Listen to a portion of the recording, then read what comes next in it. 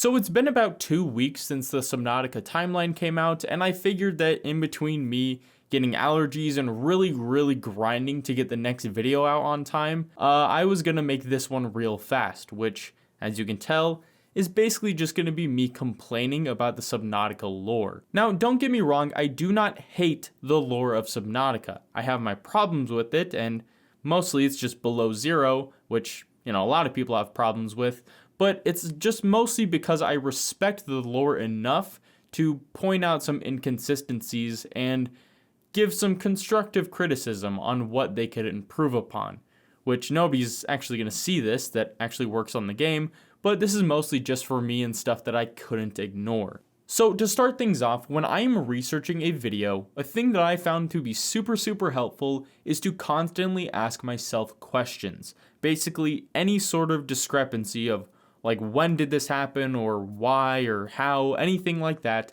I write it down physically so when I eventually find an answer I can kind of cross them off the list. So this list used to be way longer, but just as I would find stuff, I would constantly delete stuff.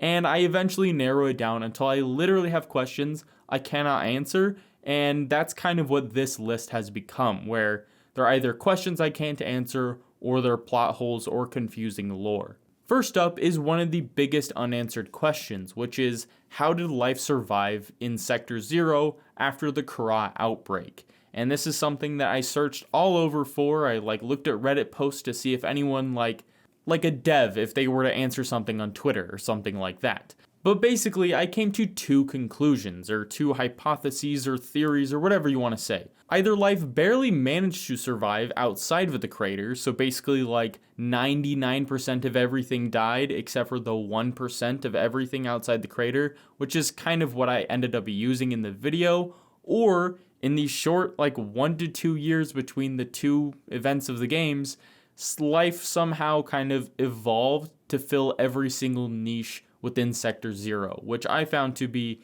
incredibly unlikely. One thing that I think could have solved this and served as sort of like a gameplay purpose is some sort of architect facility within Sector 0, and it could be implied to be in locations around the planet.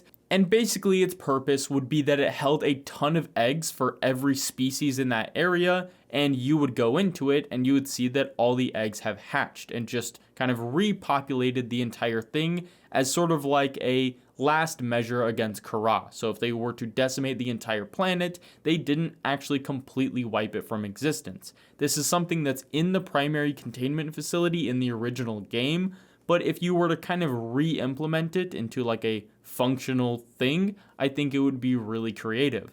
You could also kind of make it sort of like a collection area, I think, where you find a creature's egg and you can kind of have this whole room where you display all the stuff you've gotten. I think that might be kind of cool. Next up is more of an opinion of mine, and it's that I don't really love the Degassi story. It's not horrible, and I did find a lot of respect for it when I was researching it, but I do think that the reasons behind why they move and where they move just don't make sense. The island is stated to be very dangerous because of the storms, and while it might be a seasonal thing or something like that, it's not like that in the games. And that disconnect kind of ruins the environmental storytelling, which Subnautica is pretty famously good at doing. Then there's the other bases that are just in horrible spots. Why not set up camp in the safe shallows and then venture where you need to go instead of living in these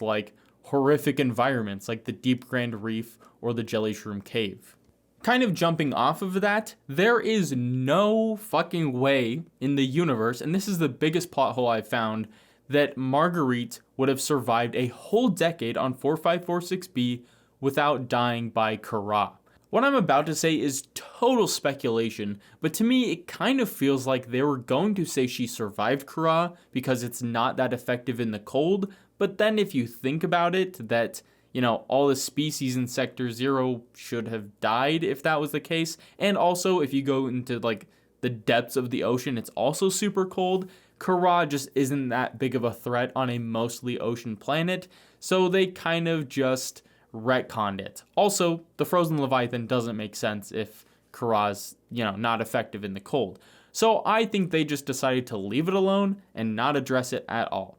My third thing, or sort of fourth thing, is that in the database it is stated twice that the Neptune rocket was sent to the Aurora about 8 hours after its crash. However, in his last message, which was about 2.5 hours after the crash, because they're dead by the time Riley wakes up 3 hours after the crash, Keen states that he detected a transmission that the Aurora received. So either this is some other message, 2.5 hours into the crash, or, maybe Keen survived like hours and hours past when Riley woke up, which might be kind of cool, but it's really implied that everyone died before Riley woke up. So, I don't know, maybe there's some inconsistency there, or maybe I misread something, I don't know. Despite the fact that Kara is stated to have an incubation period of about 2 weeks, so like symptoms begin to show that like get bad around 2 weeks, Danby in LifePod 12 somehow begins showing symptoms literally hours after he lands on 4546B, which is just another example of Kara being super inconsistent. Some people get it and, incubate it in hours, and some people like Marguerite last decades. In my opinion, Lillian's story in Below Zero needed at least 2 other audio logs to make her story make sense. The first needed to address the fact that they were tasked with awakening the architects, then abandoned it within what was likely months. I don't know about you, but to me that seems fairly unrealistic because Al-An was likely broadcasting his signal that entire time because he's not stated to have shut it off until Lillian, received it. So I just, I don't really understand. That's another thing that's pretty inconsistent, unless, again, I'm missing something. I also would have really liked an audio log explaining the change in direction of the entire project. Something along the lines of, like, we had one project manager who was a big believer in finding the architects, then Altera sent in Emmanuel, who was the person in the Subnautica lore, and maybe they thought that their efforts were best spent doing something else, so it was eventually abandoned. That to me is far more believable because it's just a man putting his own biases in way of evidence, which is, again, completely believable and very character driven. The second major thing, which the first is just why they switched projects, is that I would have liked the exact reason behind why Lillian was sent to Outpost Zero. So it's not really obvious because as of right now, you kind of have to just infer that she kept researching into architects and that made Altera mad. But I think it would have been just a better, I would have just really liked timing on that, make that whole part of the story incredibly, I don't know, it made it super vague. So I would like it to be a lot more tight knit and give me some more timing, which is something that I would have really liked for Below Zero overall because the timing was super, super vague and you just kind of had to fit this huge puzzle together without knowing what the larger picture really was. Speaking of which, Sam's story is super fucking vague with no real reason behind why. Like, why do we not know why Sam got sent to Outpost Zero? Again, you just have to kind of infer it. It would have been great to have an extra audio log where she goes to talk to her superiors and she records it secretly and they inform her of the news of what she's getting sent to Outpost Zero, and then she protests it and states her reasons for why she thinks it's happening. That doesn't give us Altera's exact reason, but it gives us her saying, oh, you're sending me there because of this. And that at least gives us her beliefs and her side of the story, which is, I think, totally viable. Another thing I would have liked is more of Sam and Marguerite's conversations, because we don't really know exactly how they first met, and there's a bunch of audio logs in Below Zero that are pretty fucking unnecessary, so I would love if they were to just replace some of those and give us some more of the specifics that we really, really need. Because I think that's the problem with Below Zero, is it's pulling you in so many directions, and they really just needed to streamline the whole thing. Speaking of Sam, Altera for some reason in Below Zero is posed as the bad guy for saying that Sam died of negligence, but she quite literally did. Altera does a lot of bad things, but, making them lie in that one way or posing them as the bad guys in that one way, really kills their momentum. You could have made them just the bad guys in a lot of other ways, but they didn't lie. Sam, why the fuck would you go and use an explosive to block off this cave, then try to cure the frozen Leviathan? That is the worst order to do it in if you're anyone. Why not cure it and then use the unpredictable explosive? Or better yet, cure it and just don't use the explosive. I don't know why that's really needed. Just cure it. They can no longer get the bacterium. Marguerite already destroyed the Omega base or whatever. You don't need to deal with it. Speaking of Marguerite, and while we're trying to look for someone to blame for this, I feel like it's her fault that Sam died. Honestly, this entire story, all of Marguerite's story, she's kind of an asshole, and she does not come off as a take charge and think ahead type of person. Instead, she feels very impulsive and like she has no remorse for any of her actions. She took Bart and Paul to the Jelly Shroom Cave, her choice, stupid decision, and which eventually turned out to be a pretty bad spot. Then, for some reason, she brought Bart a nearly dead Reaper Leviathan, and it's not totally clear if that's the one that breached their base or not, but if it is, it just reinforces my opinion. And then a decade later, she gives some girl an explosive, and she uses it to blow herself up. And I know that it's not really Marguerite's fault because it was an accident, but I would have liked there to be some sort of survivor's guilt in her dialogue, because it seems like Marguerite is genuinely a sociopath. She doesn't give a shit about anything, ever. She makes bad, rash decisions, and it usually, most of the time, gets people killed. She should just live on her own and just live in the middle of fucking nowhere, because if there's anyone else around her, they're kind of screwed. I don't know, to me it just feels like Marguerite should have more dialogue with Robin, where she wants to help her out more because she feels a sense of survivor's guilt. And this isn't even in my script, I just realized it, but also if I was Robin in this situation and I found that Marguerite did that, I would be pissed at her.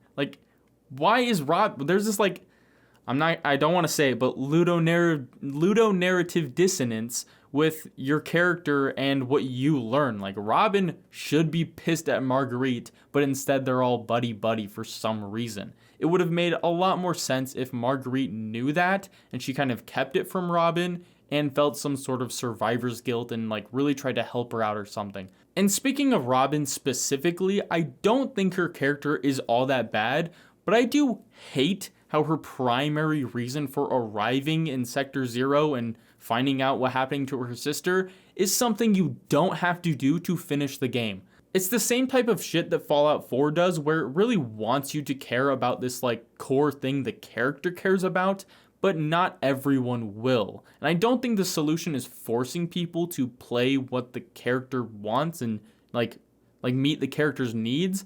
I think it's more about making a character that matches what the player wants. Simple example is just Riley from Subnautica 1, where he's not much of a character, but at least his goals completely align with the players because you both just want to survive and learn more about what you need to do in order to ultimately survive. So even if you don't care about the whole curing the planet thing, you still have to do it because that's what you want to do and have to do to survive and get off the planet. Overall, for Below Zero, my major critique is just that the 3 plot lines the game has need to be better on their own and weaved together more tightly, because they just don't really work all that great. They feel very disconnected, and I really wish that they were more like the original Subnautica, where it felt very, very streamlined. I also would like an initial premise more like Subnautica 1 that matches what the character wants and the player wants. This next thing isn't directed at Subnautica Below Zero specifically, but just overall, I do also feel like the lore of the game needs to take a page out of Outer Wilds' book. And that's a weird thing to say, but I really like how Outer Wilds really focuses on the why rather than the how. Overall, I think that both the Subnautica games need more lore to flesh out the story, But that lore doesn't need to be like how this plant or how this fish operates. It needs a lot more why. Like, I want to know more about the transgovs and humanity's rise and eventual expansion into the stars. I want it to feel more like a living, breathing universe instead of just like a stage for the game. And I do truly understand that they are survival games, so there's only so much they can do, but this game has just as much of a focus on the lore as it does the survival aspects. Like, that's a big intrigue of this game, so I think that, I think having a bigger focus on the lore is something that I think that they would benefit a lot from. I want a lot more of the what and the why, rather than just like, oh, this is how this fish, works. Like, oh, this is how they breathe and I don't fucking care. I need it to be a lot more lore driven. That's something that I'm kind of scared about for Subnautica 2 because, again, I feel like there's so much stuff we didn't explore in 4546B that them going to another planet, I really don't know what they got planned. I really hope that they cook, and I hope it's not super, super gameplay focused, because I really do think that they do have some interesting opportunities with the lore if they take it. And that is my entire list of all the stuff that I found confusing, or the plot holes I found, or the disconnects in lore that I found in Subnautica. Again, I do not hate this game's lore. There's just an amount of respect I have for the game that makes me feel like they could do better, because I do think that there's some stuff that, there are some low lows in the lore, and specifically below zero, but they do also reach some really high highs. And stuff like the expansion, I would really love some more lore on that, because personally I found it pretty fascinating. So I would love more stuff about that, and I really hope that they deliver in Subnautica 2. And if they do, I'll probably update the timeline, because I did really like making the video.